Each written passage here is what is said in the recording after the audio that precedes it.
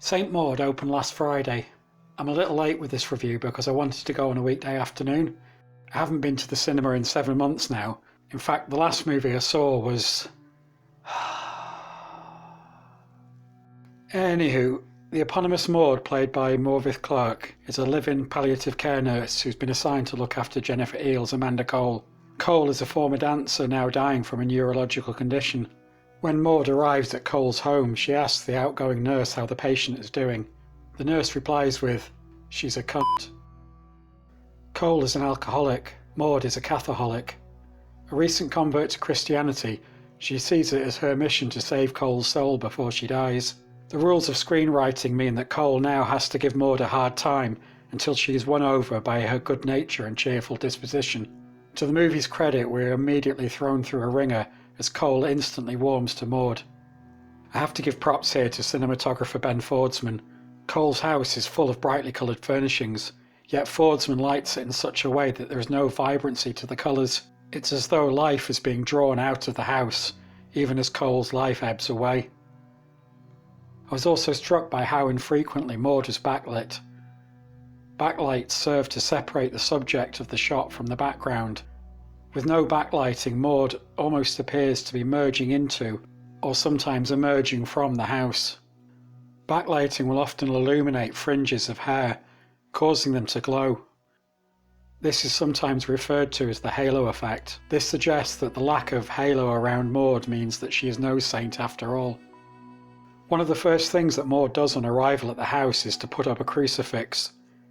Cole also remarks on a Mary Magdalene pendant she wears around her neck.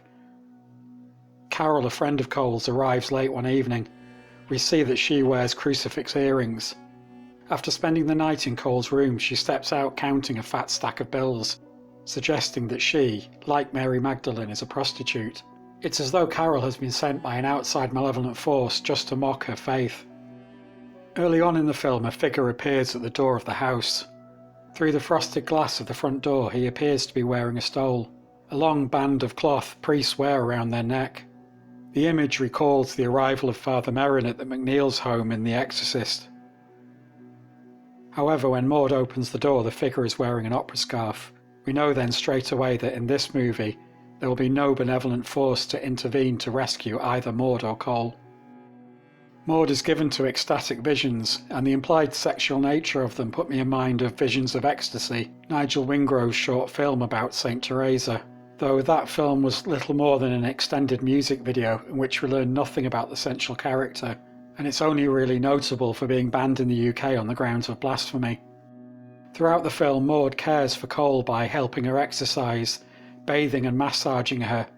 The flowing camera work and soft music suggest that Maud has an almost erotic relationship, not just to Cole but to death itself. Conversely, life-affirming acts like eating, drinking and sex are presented as repulsive acts in the way they are tightly framed and through exaggerated sound design.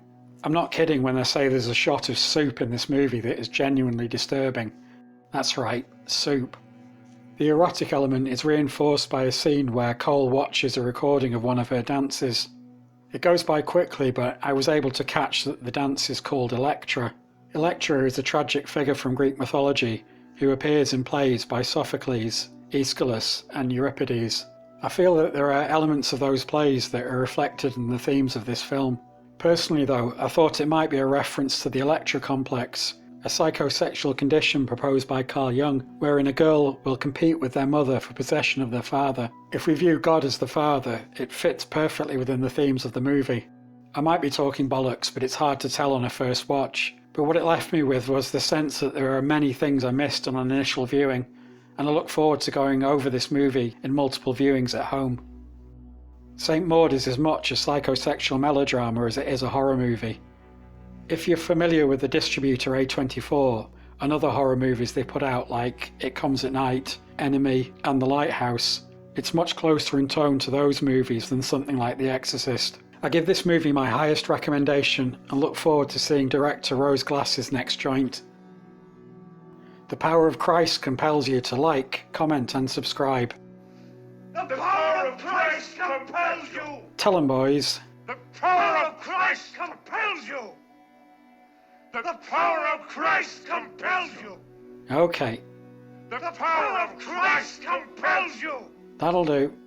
The power of Christ compels you. It's wearing a bit thin. The power of Christ compels you. Pack it in!